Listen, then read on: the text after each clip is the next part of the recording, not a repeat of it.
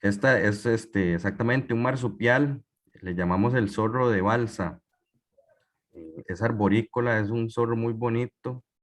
En Costa Rica es relativamente abundante en zonas bajas y el problema es que es, bueno, nocturno y arborícola, ¿verdad? Y muy pocas veces uno anda poniendo la atención de noche a los árboles, ¿verdad? Pero es relativamente común. Bueno, vamos a empezar. Ahí están los grupos. Lo primero que tenemos que saber, ¿verdad? Luego que vimos todo el contexto histórico, es que al igual que en los otros grupos de animales, hay clasificaciones dentro de los mamíferos. Y esa clasificación se da en primera instancia de acuerdo al tipo de reproducción que se presenta. Entonces, en primera instancia, bueno, están los monotremados, que son los ornitorrincos, los equidnas, que son mamíferos que se reproducen a partir de huevos. Después tenemos la subclase Teria, que es donde están todos los demás mamíferos, los que son vivíparos. Y dentro de la subclase Teria tenemos dos infraclases, la infraclase Metateria, que es donde están los marsupiales, y después está la infraclase Euteria, que es donde están todos los otros mamíferos. Y ahora, ¿cuál es la diferencia entre estas dos infraclases? Básicamente, la diferencia está en el tiempo de gestación y en el tiempo de lactancia. Los marsupiales tienen un tiempo de gestación corto, es decir, que la hembra dura preñada muy poco, unas pocas semanas, pero el tiempo de lactancia es sumamente largo. ¿Y por qué se da este patrón? Es por el tipo de placenta que hay en los marsupiales, que por eso se los puse aquí, placenta coriovitelina. La placenta ustedes saben que es como la conexión entre el embrión y la madre, ¿verdad? Y en los marsupiales, la estructura de la placenta no permite que haya una conexión tan fuerte. Entonces el intercambio de nutrientes, por ejemplo, no es tan eficiente y por eso el tiempo de gestación es corto. Dura lo suficiente como para que el embrión se desarrolle, después la hembra los pare y ahora sí, a partir de la lactancia, empieza a obtener todos los nutrientes que necesita para desarrollarse y ya crecer normalmente. Por eso es que los marsupiales tienen este patrón a la hora de relacionarse con sus crías, ¿verdad? Cuando hablamos de marsupiales hay muchos, no tantos como los euterios, ¿verdad? Pero sí hay bastantes especies de marsupiales, hay 335 especies y no alrededor del mundo, porque de hecho marsupiales están en Australia y en Sudamérica nada más. Y antes eran un grupo bastante diverso, ¿verdad? Cuando nosotros pensamos en marsupiales, tal vez pensamos en canguros y koalas allá en Australia, y aquí yo creo que se nos viene a la mente solo el zorro pelón, pero aquí incluso tenemos 9 especies diferentes de marsupiales. Y la imagen que les puse es para que ustedes vean que incluso llegaron a ver algunos depredadores dentro de los marsupiales. Este era el león marsupial, la especie Stylacoleo carniflex. Este animal vivió en Sudamérica y bueno, de ahí se extinguió porque a la hora que se conectaron las dos masas continentales no pudo competir con los carnívoros que venían del Neártico. Eran más eficientes, tenían una historia evolutiva más este, diferente, digamos, que los hizo desarrollar adaptaciones para vivir en competencia. En cambio, estos que vivían aislados no tenían muchos competidores, ¿verdad? Y a la hora de que entraron en contacto, bueno, se extinguieron. Pero vean qué curioso las características del cráneo. Tienen morfologías convergentes, como por ejemplo con el diente de sable, ¿verdad? Entonces, como incluso estando aislados en diferentes espacios, se llegan a morfologías muy similares cuando la función que cumple en el ecosistema es la misma. En Costa Rica solo tenemos una familia, bueno, un solo orden de marsupiales que es Didelphimorphia y solo tenemos una familia que es Didelphide.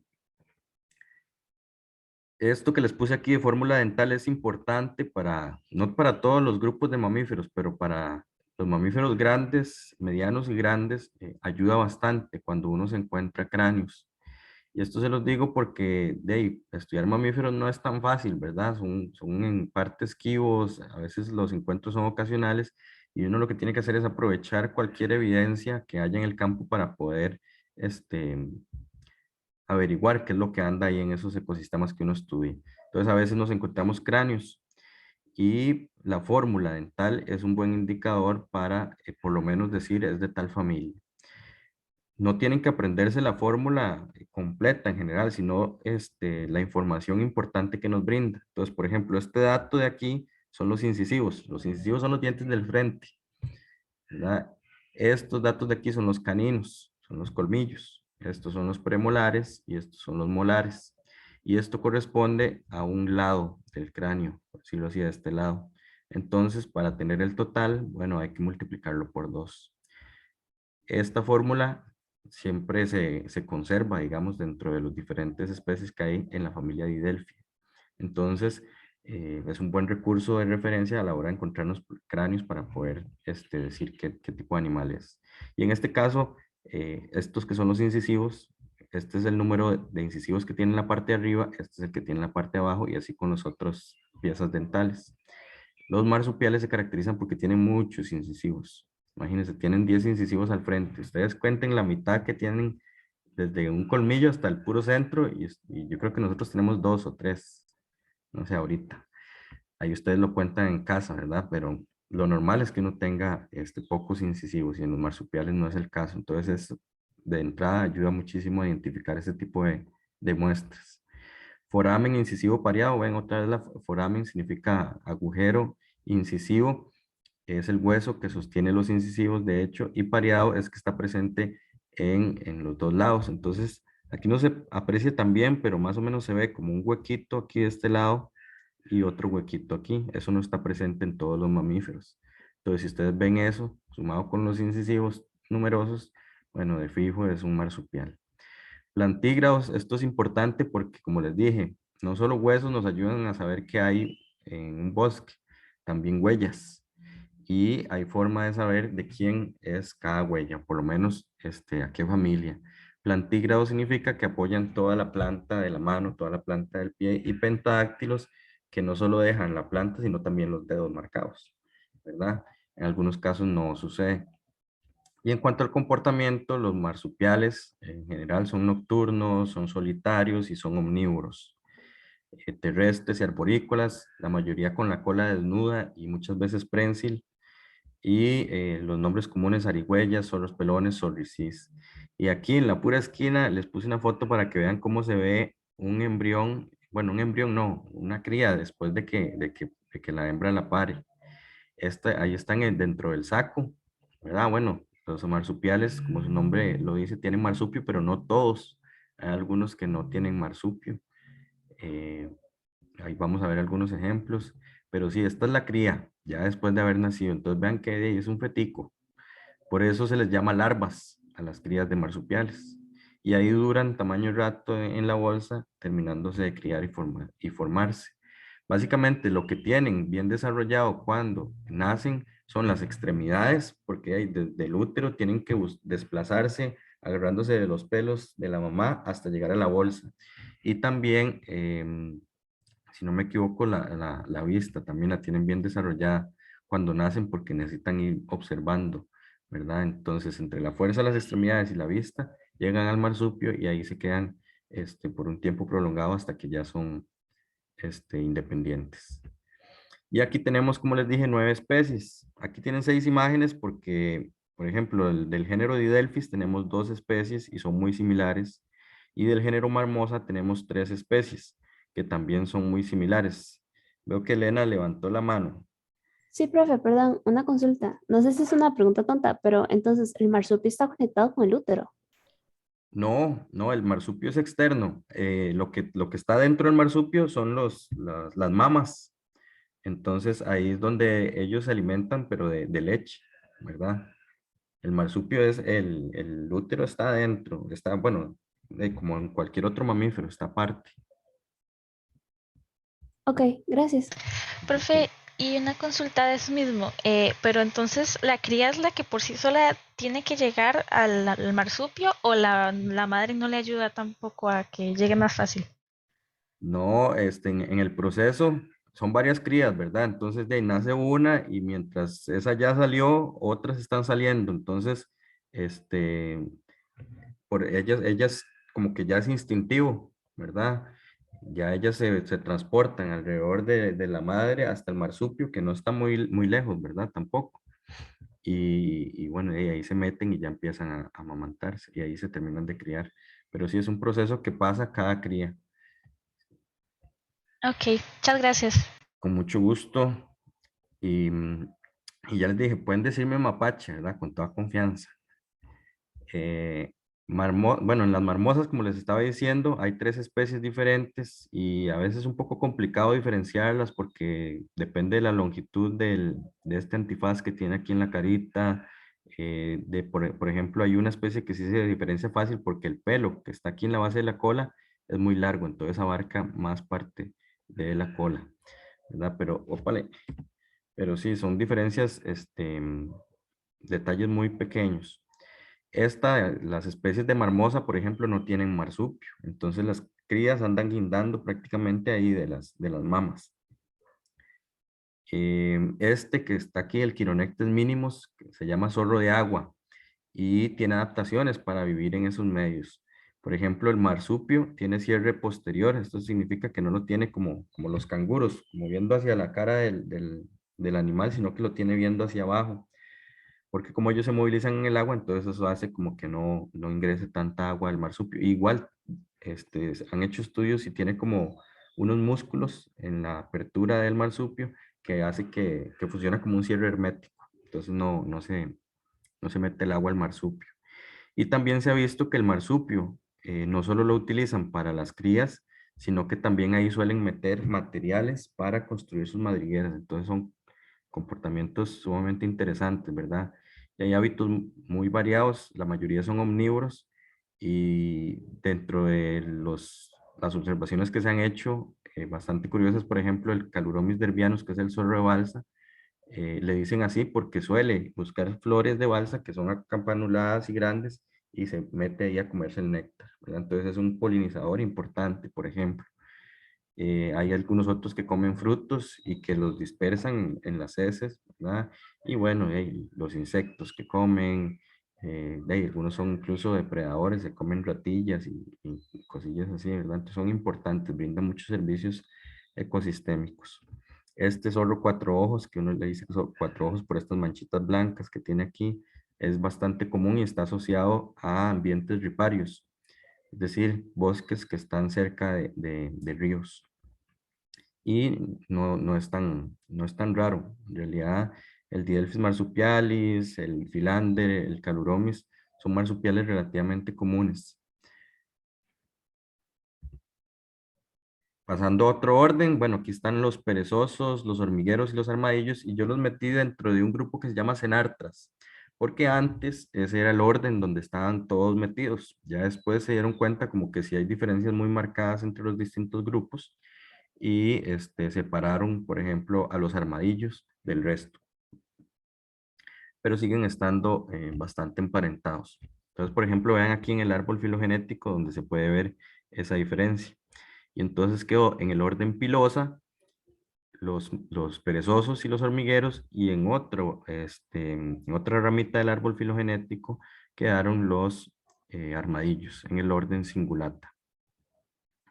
Y vea que incluso también dentro del orden cingulata tenemos 2 grupos de armadillos, los armadillos centroamericanos, ¿verdad? Y los armadillos suramericanos, que allá en Suramérica es donde se considera el hotspot, digamos, en general de este grupo de cenartres. Incluso vean aquí el mapa de distribución, las zonas amarillas y rojas es donde hay una mayor cantidad de especies de este grupo. Y las zonas azules donde hay menos y bueno, las blancas donde no hay. Entonces vean que incluso en Norteamérica no llegan a todos los estados eh, los enartas. Ahí yo creo que nada más llega el armadillo común, el armadillo de 9 bandas, y un poco más al sur llega uno de los zorros pelones, el Didelphis virginiana, que sí está por ahí, y son los únicos representantes de marsupiales y cenartras que están presentes en Norteamérica. Y esto es porque su origen evolutivo es Suramérica y a partir de ahí se empezaron a dispersar hacia el norte, pero no pudieron avanzar mucho porque las diferencias en cuanto al clima son muy marcadas también y las interacciones con los animales que habitan ahí no les permiten como dar ese paso. Y los enartas, bueno, les llaman así porque hay la estructura o la forma en que están dispuestas las vértebras en la columna es muy diferente a la de los otros animales. Y se dice que eso es para poder mantenerse en una misma posición durante mucho tiempo sin que pase como uno, que le duele la columna después de estar mucho rato sentado o mucho rato acostado. Entonces, ese tipo de disposición de las vértebras está hecho para eso, para soportar em, el peso, para soportar la posición por mucho tiempo prolongado. Entonces, por ejemplo, a los perezosos les funciona porque le pasan comiendo hojas todo el día en una misma posición y pueden hacerlo sin sentir molestias. Y los armadillos, por ejemplo, soportar el caparazón sin sentir esas molestias también, ¿verdad? Y cuestiones como esas. Tenemos varias familias dentro del primer orden, pilosa, ¿verdad? Aquí, en cuanto a la taxonomía de mamíferos, yo no lo mencioné al principio, pero lo importante es que ustedes se aprendan, bueno, la clase, que es la misma para todos los mamíferos, clase y mamalia. Después de la clase, vamos a tener, bueno, subclases, infraclases, que esos son ya apartados más grandes, que sí es importante como que tengan una noción. Y ahora, a la hora de hablar de los animales, es importante que sepan el orden, por ejemplo, y la familia. Y yo les puse las especies más representativas o más comunes, ¿verdad? Pero lo importante es que tengan la noción al menos de eso, de los órdenes y de las familias, para que cuando estén hablando con personas de otros ramas de la biología, ustedes puedan tener también su opinión respecto al tema. Y como les dije, y como se los puse en la tarea también, los mamíferos y en general cualquier grupo de animales, uno siempre puede incluirlo de alguna forma en el área de interés que uno tenga. Entonces, esta formación general que recibe uno como biólogo es súper buena y todo el mundo lo sabe alrededor de otros países, ¿verdad? Entonces, siéntanse orgullosos y aprovechen, aunque no sea su área, aprovechen toda esta información para que les quede ahí un reservorio y puedan opinar en diferentes temas y en diferentes mesas de discusión. Bueno, familia Bradypodidae. Tenemos una especie, aquí es donde están metidos los perezosos de 3 dedos. Y con esto quiero aclarar que cuando observan, el número de dedos tiene que ser en las extremidades posteriores, es decir, en los brazos, porque en los pies las dos especies tienen igual número de dedos, que son 3 también. Entonces eso puede confundirlos, tienen que fijarse en los dedos de las manos para poder estar seguros. De igual forma, hay otras características morfológicas que ayudan, ¿verdad? La cara, por ejemplo, es bien distinta. Aquí tiene como un antifaz. Y incluso en la literatura dicen que el perezoso de 3 dedos tiene una cara que asemeja una sonrisa, o sea, siempre está feliz, ¿verdad? Obviamente no tiene nada que ver con lo que está sintiendo, es la expresión que él tiene, pero es una buena forma de sacarlo, ¿verdad? También generalmente tienen una mancha en la espalda y esa mancha cambia dependiendo si es hembra o macho. Entonces, por ejemplo, este que está aquí es un macho, tiene una línea negra bien marcada y un color como anaranjadizo alrededor de la línea negra. Y esto lo tienen solo los machos, ¿verdad? Entonces, para que lo tomen en consideración. Y a nivel del cráneo, em, debido a que son folívoros, ¿verdad? Es decir, que comen hojas y no, usualmente no consumen otro tipo de recursos, entonces la heterodoncia que les mencioné antes no está tan marcada, porque solo consumen un tipo de recurso y lo que ocupan son dientes para machacar hojas. Entonces la mayoría de los dientes son de la misma forma. El cráneo es chato, ¿verdad? Eso también es importante y ayuda a la hora de diferenciar el cráneo de perezosos de otros. Y esta es la distribución. Aquí en Costa Rica tenemos solo una especie, pero vean que hay otras especies de perezosos del género Bradypus alrededor de América. Sin embargo, Bradypus variegatus es el que tiene la mayor distribución a lo largo del continente. Y aquí les puse este artículo que es muy interesante. Ahí tal vez lo pueden buscar y lo leen con más detalle, pero es porque siempre me preguntan que por qué los murciélagos, oigan a mí, por qué los perezosos bajan a cagar, porque a uno siempre le dicen los perezosos solo bajan a cagar. Bueno, perdón la palabra, ¿verdad? Pero así es. Y entonces en este artículo ellos tratan de explicar esa relación de por qué. Y resulta que hay como un mutualismo triple entre los perezosos, las algas que viven en sus pelos y unas polillas, ¿verdad? Entonces, no les voy a contar mucho la historia, primero para no restarle mucho tiempo a la presentación y después para dejarlos ahí con la curiosidad de que vayan a explorar artículos y promover la lectura. Pero es interesante, ¿verdad? Que haya ese tipo de estudios y de relaciones. Y, ¿qué más les iba a decir? Ah, bueno, no, interesante también es que ellos ven que cada pelo incluso tienen fisuras, cada pelo, y en esos pelos, esas fisuras son aprovechadas por las algas, que aparentemente es una relación que lleva muchos años y que incluso las algas que viven en esos pelos solo están presentes ahí en los perezosos. Entonces, de ahí, si hay alguien que le guste el tema de las algas, ¿verdad? Bueno, ahí hay un potencial tema de estudio relacionado con mamíferos también. ¿Qué pasaba, profe, en el caso de que yo he escuchado que los perezosos, como tienen esa forma de curva en los dedos y en los brazos para poder guindarse, para mantenerse en una posición por mucho tiempo, ¿cierto que tienen los órganos orientados hacia abajo? Los órganos yo creo que no, pero el pelo, por ejemplo, sí. El pelo sí es muy evidente que lo tienen orientado hacia abajo precisamente para que cuando se mojan, por ejemplo, el agua fluya en esa dirección y los pelos ayuden a que se seque más rápido. Pero los órganos en sí, yo no he escuchado, la verdad. No te puedo decir que no, porque no he leído al respecto, pero ahora usted me dejó con la duda y ahora va a tener que ponerme a buscar y leer. Sí, no, después de un tiempo estaba investigando por un trabajo de plantas y se me ocurrió algo así como de gravitropismo en perezosos. Si Ajá. los órganos se orientan hacia ese lado, si el flujo sanguíneo del perezoso, porque siempre pasa colgado, ¿qué Ujú. pasará?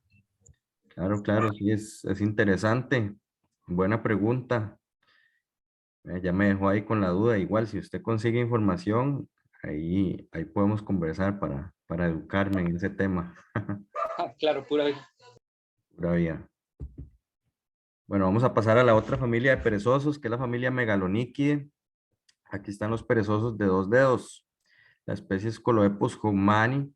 Estos, a diferencia del perezoso de tres dedos, son más de hábitos nocturnos. De igual forma, se alimenta de hojas y el ámbito de distribución a nivel altitudinal es mayor. O sea, en el perezoso de tres dedos llega, si no me equivoco, como hasta los 2000, creo que hay algunos reportes a 2500 metros sobre el nivel del mar, pero este perezoso sí llega todavía más arriba. Se ha encontrado en el Cerro de la Muerte incluso, ¿verdad? Entonces, tiene un rango altitudinal mayor. Algo interesante es que esta familia de perezosos es bastante vieja. Aquí en esta familia es donde estaban también los perezosos gigantes, el Eremotherium, el Megatherium, que llegaron a medir incluso hasta 3 metros. em, Están emparentados con el perezoso de dos dedos que tenemos en el país. Y bueno, aquí está la morfología del cráneo. Es muy similar, pero aquí sí hay unos dientes caniniformes que están bien pronunciados. Estos se cree que no es tanto por la dieta, sino más bien que es un rasgo ancestral, ¿verdad? Que también ayudaba como a defenderse, esos dientes caniniformes. Y también aquí tiene, que es bien distintivo con respecto al otro, una prolongación ósea en la mandíbula. Y esa prolongación ósea probablemente ayudaba en el proceso de arrancar hojas. Bueno, ayuda actualmente. Vean la carita también, que es bien distinta. Tiene una nariz como de chanchillo, el pelaje es un poco más claro y no tiene ese patrón en la espalda. Entonces son también características que pueden ayudar a diferenciar entre los dos tipos de perezosos. Entrando en las familias de Una hormigueros, consulta. dígame. Estos mamíferos, igual que, digamos, los perezosos y los que ya hemos visto que consumen hojas, me quedó la duda, digamos, cómo hacen con la digestión de la celulosa. Si es algo similar como los rumiantes que tienen bacterias y hongos y diferentes organismos en los estómagos para poder procesarla. Ujú, ujú. Excelente pregunta y la respuesta es que no. Estos no tienen un sistema digestivo tan desarrollado como los rumiantes, ¿verdad? Y por esa razón es que tienen un metabolismo tan lento. ¿verdad? Si ustedes se ponen a ver los diferentes grupos de herbívoros, la diferencia no está, digamos, en qué tanto nutrientes extraen de las hojas, sino más bien en qué tan rápido los extraen. Entonces, estos grupos de mamíferos que se alimentan de hojas, los mamíferos arborícolas, primero, no desarrollaron ese sistema digestivo tan desarrollado como el de los rumiantes porque en los árboles no hay tantos depredadores, ¿verdad? Entonces no hace falta como que obtengan la energía tan rápido. Y después, bueno, y el metabolismo también es una evidencia directa de que la digestión no es tan rápida, ¿verdad? Porque generalmente los congos, ustedes también los pueden ver, no son tan activos, tan rápidos como los otros monos que se alimentan de otro tipo de alimentos. Y esa es la principal razón, que no digieren la materia vegetal tan rápido, pero tampoco necesitan hacerlo tan rápido, porque por sus hábitos arborícolas pueden tomarse su tiempo, por decirlo así, ¿verdad? Pero sí es otro proceso el que sucede en el caso de estos herbívoros arbóreos.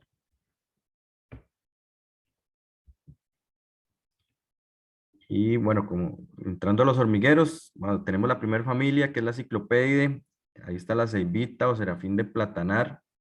Actualmente es la especie Cyclopes dorsalis.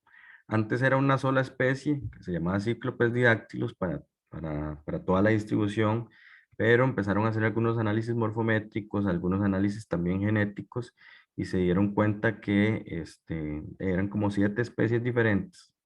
Y para Centroamérica quedó la especie Cyclopes dorsalis. Aquí está, digamos, bueno, si les interesa el artículo se los puedo pasar después, pero ahí está la cita. Y este Cyclopes dorsalis fue el que quedó para Centroamérica. Hay algunas diferencias también con respecto al color, no solo con la forma. Entonces hay algunos que tienden a ser un poquito más grisáceos, hay algunos que tienen la línea dorsal presente, hay otros que no, y hay combinaciones entre esas características, ¿verdad? Además del tamaño y comportamientos. Pero sí, este es el más pequeño de los hormigueros y es el más especialista, porque como es casi que exclusivamente arborícola, entonces solo se alimenta de las hormigas que obviamente andan en los árboles, ¿verdad? Después tenemos las otras dos especies de hormigueros, que, bueno, uno es el oso caballo. Lastimosamente, este oso caballo ya hay, eh, no sé, como 15, 20 años que no se reporta en el país, entonces está prácticamente declarado extinto, pero para el país, ¿verdad? En algunos bosques de Honduras hay registros recientes, en Panamá también hay algunos registros recientes, y en Sudamérica hay poblaciones bastante estables del oso caballo. Vean el cráneo, qué interesante, ¿verdad? Por el hábito alimenticio, como que una de las adaptaciones que se desarrolló en este tipo de animales fue la prolongación del rostrum. El rostrum es, por decirlo así, los huesos que conforman el hocico, ¿verdad? Y eso se alargó. Asociado a esa prolongación ósea también está la lengua larguísima para poder accesar más fácilmente a los termiteros o a los hormigueros donde se encuentran las hormigas y termitas, que son los principales recursos. Esa lengua es pegajosa y la piel alrededor del hocico es como un cuero sumamente duro, resistente a las picadas y al efecto del ácido fórmico de las hormigas. Entonces, imagínense, toda una maquinaria especializada para ese hábito alimenticio. En este caso, la cola no es prensil y este animal es completamente terrestre. Entonces, como podrán imaginar, bueno, no hay traslape, digamos, en cuanto a los hábitos alimenticios con respecto a la ceibita, que también se alimenta de hormigas. Después tenemos, Mapache, con dígame. permiso, una pregunta. ¿En qué Ajá. parte del país será que se logra encontrar el oso caballo? ¿Y como qué tipo de hábitat prefería?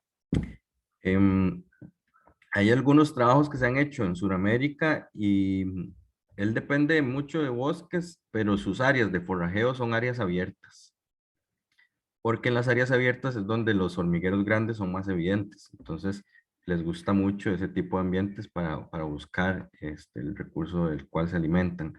Pero los refugios están en el bosque, entonces ese fue, es una mezcla, digamos, por decirlo así, la preferencia de ambientes que tiene, ¿verdad? Porque uno es para refugiarse, otro para forrajear. Y creo que he escuchado de reportes en la parte Caribe Norte, San Carlos, Sarapiquí, por ahí he escuchado a varias gente que lo había visto. En Bosque Seco también estaba presente, Palo Verde, Santa Rosa. Y, y yo creo que sí, más que todo zonas bajas, como hasta los 800 metros sobre el nivel del mar, era más o menos el ámbito de distribución de la especie. Bosques muy densos, pero como te digo, le gusta como los claros para buscar las hormigas de las que se alimenta. Eso es más o menos lo que se sabe. Y si te interesa, digamos, la especie, en Sudamérica sí está bastante más estudiada y hay varios trabajos realizados sobre la dieta, sobre las poblaciones, sobre fenología reproductiva de la especie, etcétera, ¿verdad? Sí, sí hay bastante literatura ahí. Perfecto, mae. Pura vida. Bueno, con gusto. Perdón, Mapache, Dígame. ¿y por qué razón fue que aquí en Costa Rica prácticamente se extinguió? Bueno, una razón fue la que los mataban. Habían muchas leyendas alrededor de los osos hormigueros, entonces como que les creían brujas o cosas así, y también por mitos, la gente que decía que como que si le pegaban una bala no lo iban a matar porque la bala atravesaba y la gente, y era precisamente porque la cola es una cola, digamos, angosta, pero es muy peluda. Entonces cuando habían enfrentamientos así entre cazadores y el oso, hormiguero, entonces pasaban esas cosas y después de ahí la gente con sus hobbies, ¿verdad? Fue extinguiéndolos. Y a pesar de que se dice que el animal no es muy agresivo, cuando se asustan se paran en dos patas y es un bicho grandísimo, entonces también lo veían y la gente les temía, entonces lo mataban, ¿verdad? Pero yo creo que en gran parte ha sido por cazadores o enfrentamientos con humanos y me imagino que por ser un bicho, en general, los bichos grandes tienen ámbitos de hogar muy grandes y probablemente la fragmentación y pérdida de hábitat también influyó en eso. La pérdida de los recursos, me imagino que también este, no se alimentan de cualquier hormiga, sino como de esos hormigueros grandes y entre menos hormigueros grandes de esos hayan, menos recursos para comer, ¿verdad? Entonces, todas, me imagino que fue una combinación de diferentes factores lo que llevó a la extinción local de, del oso hormiguero. Y ahí vi a Natalie que tenía una pregunta. Sí, es que cuando dijo que como que se ponían de dos patas y que eran muy grandes, como aproximadamente de qué tamaño eran. Este, pucha, yo había visto una foto y creo que parados en dos patas, podían sobrepasar 2 metros incluso. Sí, sí, Wow, por ahí sí es andaban. mucho. Creo que hay unas imágenes en Google donde se pone una persona y se compara con el tamaño del oso hormiguero, pero sí es un bicho masivo, grande. Sí, sí, un Muchas gracias. gusto. Y bueno, este es el otro oso hormiguero que tenemos, que es el oso de chaleco o tamandúa. Tiene adaptaciones morfológicas a nivel del cráneo muy parecidas, pero no tan pronunciadas como en el oso caballo. Y bueno, el característico chaleco, ¿verdad? Presente alrededor de los costados, incluso muchas veces en la espalda.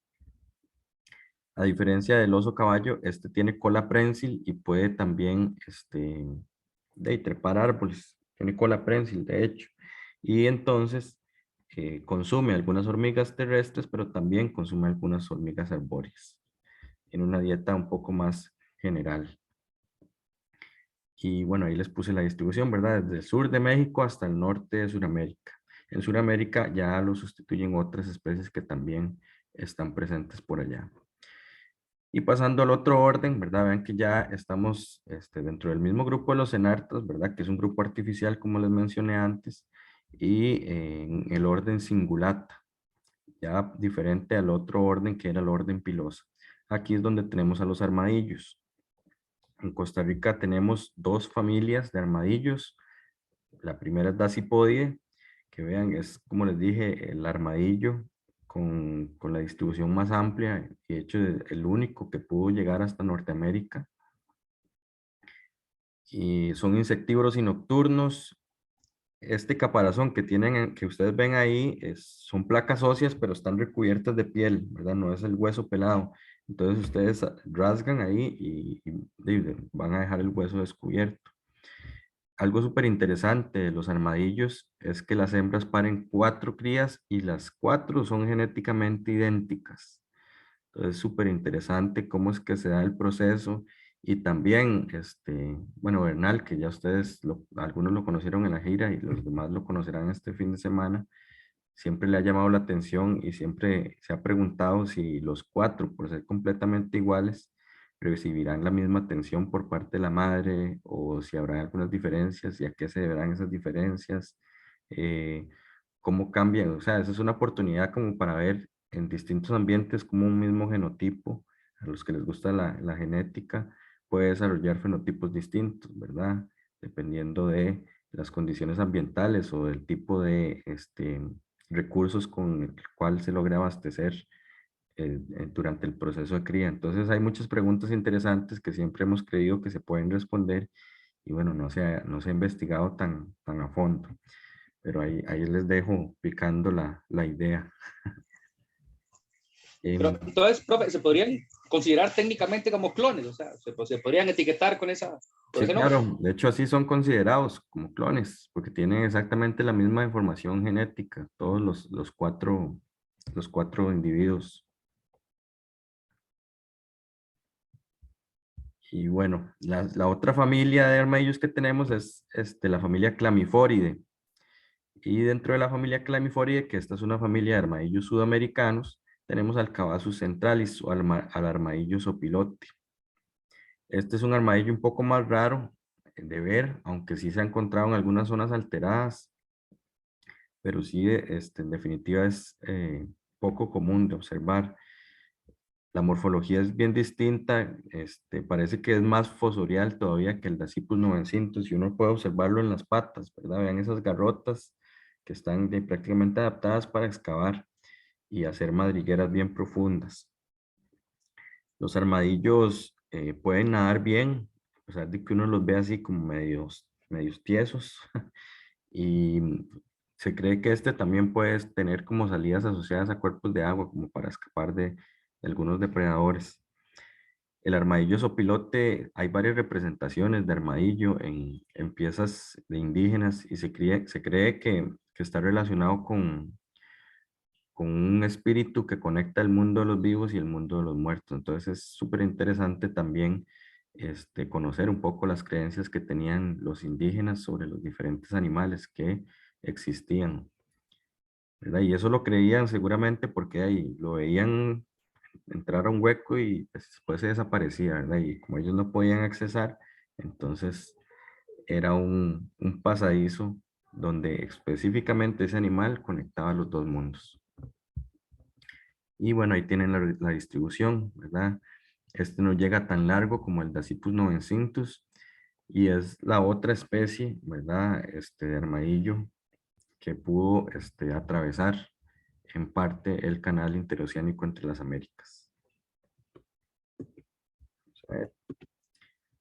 Y entrando al grupo de los monos, bueno, aquí tenemos 4 especies de monos, 2 familias, y hay un par de especies que se cree que pueden estar en el país, pero no hay reportes hasta el momento. Pero bueno, vamos a ver las que sí están presentes. Familia Télide, ahí tenemos al mono Congo, ustedes pueden ver la distribución, ¿verdad? A lo largo de Centroamérica, en la parte norte de Sudamérica, y a partir de Honduras está como en una franja bastante estrecha. Yo la verdad no estoy seguro por qué se da ese tipo de distribución, pero me generó mucha curiosidad. Hasta ahorita para esta presentación me puse a ver con detalle la distribución y me pareció curioso ese patrón ahí. Vamos a ver, bueno, es folívoro y por eso el letargo. Bueno, esto es lo que hablábamos, ¿verdad? Consume hojas, pero no tiene un sistema digestivo tan especializado como el de los rumiantes y por eso tiene un comportamiento letárgico, así como muy lento, ¿verdad? No es tan activo como los otros especies de monos. El aullido se cree que es territorial, o sea, tiene funciones de territorialismo, ¿verdad? ¿Y por qué aullar? y no como los otros monos, que hay enfrentamientos. Bueno, es por el mismo hábito alimenticio, ¿verdad? Al ser folívoros, eh, no pueden obtener tanta energía de ese recurso. Y también el hecho de que sea folívoro no quiere decir que se coma todas las hojas. Hay hojas, hay plantas específicas que producen hojas más atractivas para los monos. Y después, dentro de los árboles que les gustan, no todas las hojas se presentan como un buen recurso. Generalmente ellos buscan las hojas que están más tiernas. Y ahí no todos los árboles tienen las hojas tiernitas como ellos prefieren. Entonces, ellos tienen un territorio donde normalmente andan buscando hojas de ciertos árboles específicos y de ciertas partes específicas del árbol. Entonces, por eso es que suelen ser territoriales, porque a pesar de que hay hojas por todo lado, el recurso específico de ellos es un poco más limitado y por eso defienden su territorio con aullidos. Y el Una aullido, consulta, ajá, perdón, ¿por qué prefieren las hojas tiernas a las hojas, digamos, más maduras? porque las hojas tiernas tienen la cutícula más suave y la cutícula tras de que ya la celulosa es difícil de digerir, la cutícula de la hoja hace que sea todavía más complicado. Y tienen está como está reciente, también hay una mayor llegada de nutrientes de la planta hacia esas hojas para que sigan desarrollándose, ¿verdad? Es la idea. Entonces aprovechan más los nutrientes y tienen menos limitaciones por cuestiones de la cutícula que te digo. Esa es la razón. Y bueno, a diferencia de otros grupos de monos, en las tropas de monos congos, el líder es un adulto joven. En las otras tropas generalmente es uno de los adultos más viejos, ¿verdad? El que tiene como más experiencia y así, pero como la dinámica en los congos es diferente, entonces es un adulto joven. Y lo de los aullidos, se dice que ellos hacen el aullido para evitar las peleas, porque aunque ganen, el macho que gana probablemente quede bastante herido y la energía que obtienen de las hojas no es suficiente como para poder incluso sanarse después de un enfrentamiento. Entonces, por eso evolucionó, digamos, los aullidos en el mono congo. Y el aullido lo producen gracias a una modificación que surgió en el hueso hioideo, que es un hueso ubicado cerca de las cuerdas vocales, entonces que sirve como amplificador de las vocalizaciones. Yo he escuchado que la calidad y la profundidad del sonido le decía a la hembra como selección sexual de qué tanta calidad era el esperma del macho que emitía el aullido. No sé si será cierto.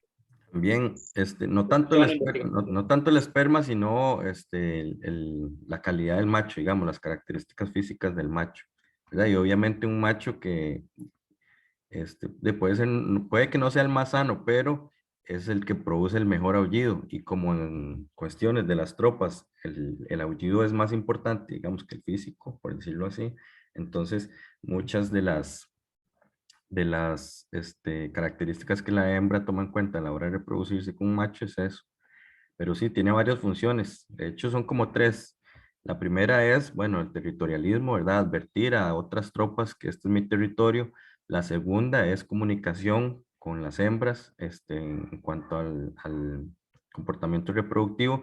Y la otra función es, comunicación con los miembros de la tropa, ¿verdad? Decirles, aquí estamos, ya nos vamos, aquí nos reunimos, para allá vamos, ¿verdad? También tiene esa función de mantener la cohesión dentro de los distintos miembros de la tropa. Entonces son diferentes funciones para las vocalizaciones que emiten.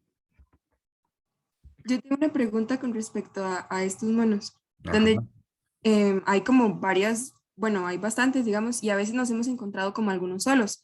He escuchado que es porque los exilian porque están enfermos o tiene que ver más con que es un macho que exilian a los otros machos más fuertes o porque es ese comportamiento de que andan solos y no Ajá. sé, tal vez perdidos o así, no sé. Sí, los enfrentamientos, digamos, se evitan entre tropas a la hora de defender territorios, pero dentro de una misma tropa, cuando hay un macho joven nuevo, que quiere tomar el control, entonces ahí sí se dan enfrentamientos, ¿verdad? Entre el que es el macho alfa y el nuevo que quiere serlo. Entonces, de esos enfrentamientos, el que pierde, obviamente no se queda dentro de la tropa, ¿verdad? Lo echan. Entonces ahí, sí, por eso a veces uno se encuentra machos solos. Esa es una de las razones, ¿verdad? Pueden ser varias. Yo había escuchado algo también que como que excluyen cuando hay algún individuo enfermo, pero no he leído así el artículo específico, no lo he leído, pero sí lo he escuchado también, puede ser. Gracias. Mucho gusto. Bueno, el otro mono que pertenece a esta familia es el mono colorado, o como le dicen en inglés, el mono araña. Este es un mono más dependiente del bosque maduro porque es sumamente arborícola. Los otros monos, inclusive el congo, uno en ocasiones lo puede ver desplazándose en el suelo, pero el mono colorado sí es un poco más dependiente de los árboles. Entonces se ha visto todavía más afectado que las otras especies por la deforestación, por la fragmentación, por la pérdida de hábitat. Incluso uno lo puede ver en ciertas características físicas. Los brazos son, y yo creo que incluso un poco más largo que las patas. La cola es bastante larga y la usan mucho para movilizarse. Y los movimientos a la hora de desplazarse son bien monos, que uno llama, ¿verdad? Que te hace este movimiento de braquiación, galotarzán, que se tiran aquí así. Ese movimiento no lo tienen tan desarrollado las otras especies como sí lo está en el mono colorado. Ateles, que es el género, significa incompleto. Y le pusieron incompleto porque el pulgar está muy reducido, es casi imperceptible. Entonces, aquí tal vez no se ve tan bien, pero si uno se pone a observar con detalle, solo va a ver 4 dedillos, ¿verdad? Entonces, eso es parte de las características también del mono colorado. Este, mm, es más dependiente de frutas también. Puede accesar a otro tipo de recursos, ¿verdad? Algunos bichillos, invertebrados o vertebrados pequeños, pero la parte principal de su dieta la constituyen frutas. Y bueno, aquí están las diferentes subespecies de el mono ateles, porque como les dije, ha sido como tan afectado por todos los cambios en cuanto a cobertura boscosa, que hay poblaciones que se han ido aislando poco a poco. Y ese proceso de aislamiento ha, ha hecho que haya ciertas diferencias genéticas entre las diferentes subpoblaciones que hay a lo largo de la distribución. Entonces uno puede encontrar hay subespecies aquí un poco diferentes a las que uno se encuentra en Costa Rica. Bueno, Costa Rica y Panamá, que es donde se distribuye el mono colorado. Y bueno, familia Cevide, mira qué raro. Salen las fotos. Bueno, ahorita me fijo. En la familia Cevide está el mono cara blanca o el Cebus imitator, que también es sumamente interesante porque dentro de los monos es el que tiene comportamientos sociales más complejos, ¿verdad? Entonces se ha visto que ellos suelen usar plantas con fines medicinales. También se ha visto que utilizan ciertos recursos dentro de la naturaleza como herramientas. Tienen una amplia gama de vocalizaciones, ¿verdad? Entonces al parecer hay como ciertos dialectos. Y esos dialectos son aprendidos porque incluso se ha visto que los que se escuchan en cierta región no son los mismos a los que uno puede escuchar en otros tipos de localidades, ¿verdad? Entonces, es una especie sumamente interesante y por sus hábitos omnívoros no está tan vulnerable, digamos, a los cambios que se están dando. Aunque sí, también la fragmentación y la pérdida de hábitat está afectando cada vez más a los monillos.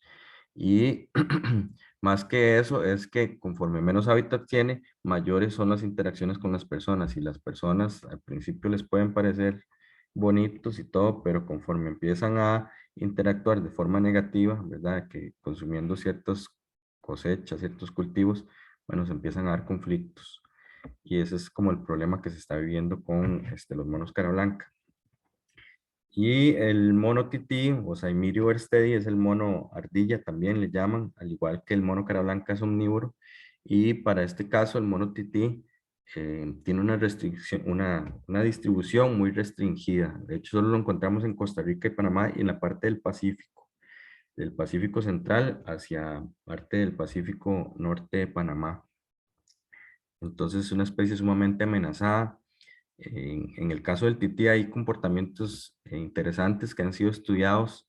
Por ejemplo, hay ciertas especies de rapaces que ya tienen como estudiados los patrones de movimiento de los monos, no para comérselos a ellos, sino que cuando los monos se están desplazando, muchas veces otras aves y otros bichillos escapan, porque los monos sí se los comen.